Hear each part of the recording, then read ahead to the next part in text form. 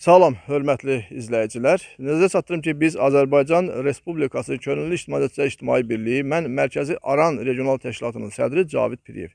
Bəli, bu günlərin biz Göyçay rayonunun Çərik kəndindəyik. Çərik kəndində gəlişimizin məqsədi ondan ibarət ki, Çərik kəndində demək Zaur Bəxşəliyevin ATV kanalının aparıcı kimi, yəni bizimlə sən verilişini apardığı verilişdə Çərik kəndinin iki vətəndaş haqqında, yəni orada müəyyən belə deyək ki, xoşagəlməz sözlər deyilmişdir, ailə məsələsinə qarşılamışdır. Ona görə də həmin ailə bizi Çərik kəndinə dəvət etdi və bizə müraciət etdi ki, onların məsələsini ictimaiyyətləşdirib adli qurumlara çatdıraq. Mən indi Çərik kəndindəyəm və artıq yaxınlaşıram həmin vətəndaşlara, hansı ki, onların belə deyək ki, hüquqları pozulmuşdur, ailə məsələləri TV-də müzakirəyə çıxarılmışdır. Bu isə bilirsiniz ki, ola bilməz. Vətəndaşın özünün razılığı olmasa, onu oraya çıxarmaq, yəni qeyri-qanunudur. Ona görə də biz bu barədə dəfələrlə ictimaiyyət deyilmişdi, ictimaiyyətdə hər yerdə ki, yəni bizim bəzi şou kanallar gördüyünüz kimi doğrudan da ailələrin dağılmasına gətirib çıxardan orada müəyyən söhbət edirlər, milli mənəvi dəyərlərimizə zidd olan söhbət edirlər. Bu da xalqın etirazına səbəb olur. Yəni Çərik kənd sakinlərindən də bizə bir qrup həmin ailənin yaxınları müraciət etdi ki, bu məsələ ictimaiyyətləşsin, adli qurumlara çatdırılsın. İndi mən yaxınlaşıram, özlərini təqdim etsinlər vətəndaşlar.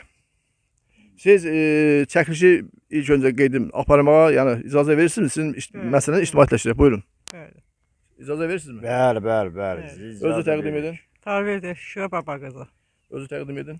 Mustafayev Şahbuz Bəkiroğlu, Çərəkə kəndi. Bəli, siz ailə qurmusunuz da? Bəli, ailə qurmuşuq. Neçə ildir ailə qurmusunuz? 1 ildir. 11 ayda, 1 ildə bu may ayında tamam olacaq. May ayında. Bəli, bax gördüyünüz kimi burada yəni bax kəbin də var, qanunlu kəbindir, dövlət tərəfindən qeyd alınmış kəbindir. Yəni bu ailə doğrudan da yəni belə deyək ki, bir-birini sevərək, yəni həyat qurublar.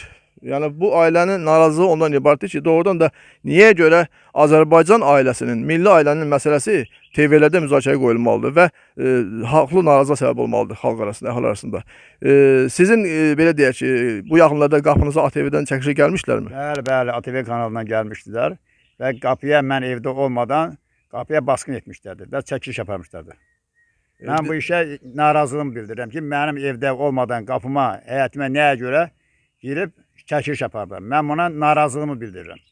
Siz qeyd etdiniz ki, yəni onlar sizə zəng edəndə siz etiraz etmişsiniz ki, yəni gəlməyin. Mən onlara zəng yedim ki, yəni ATV-dən çıxıblar. Mən onlara cavab verdim ki, gəlməsinlər. Mən evdə yoxam, həkimə getmişəm.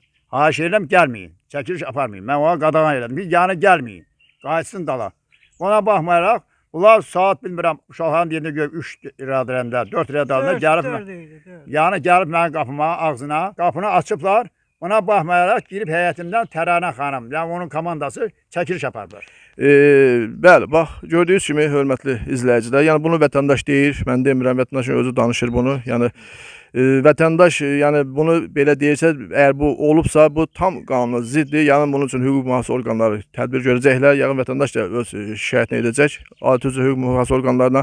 Ona görə də hörmətli bizim TV-lərimiz, yəni əsas söhbət özəl TV-lərdən gedir ki, bax görürsünüzmü ki, nə qədər bizim bu TV-lər ki var, orada ailə məsələləri müzakirə olunacaq, bir o qədər də Azərbaycanda ailələrin dağılmasına səbəb olacaq. Ona görə də biz də xalq olaraq, biz də ictimaiyyət olaraq tələb edirik ki, həmin o verilişlərin rəhbərlərindən, prezidentlərindən ki, bu işə məhdudiyyət qoysunlar. Yəni senzuradan keçsin bütün orada olan söhbətlər. Yəni vətəndaşı qəbul edəndə onun əvvəlcə kökünü araşdırsınlar, səbəbini araşdırsınlar, sonra çəkişə icazə versinlər. Ona görə mən düşünürəm ki, bu günlərin bu məsələ, yəni yəqin ki, adi üzrə hüquq mühafizə orqanları tərəfindən də yəni hüquqi rəy veriləcək. Yəni mən onu da deyim ki, bu gün Çərik kəndindən bizim veteranlarımız da var. Yəni Qarabağ veteranlarımız, qazilərimiz, o cümlədən Elçin qardaşımız da buradadır.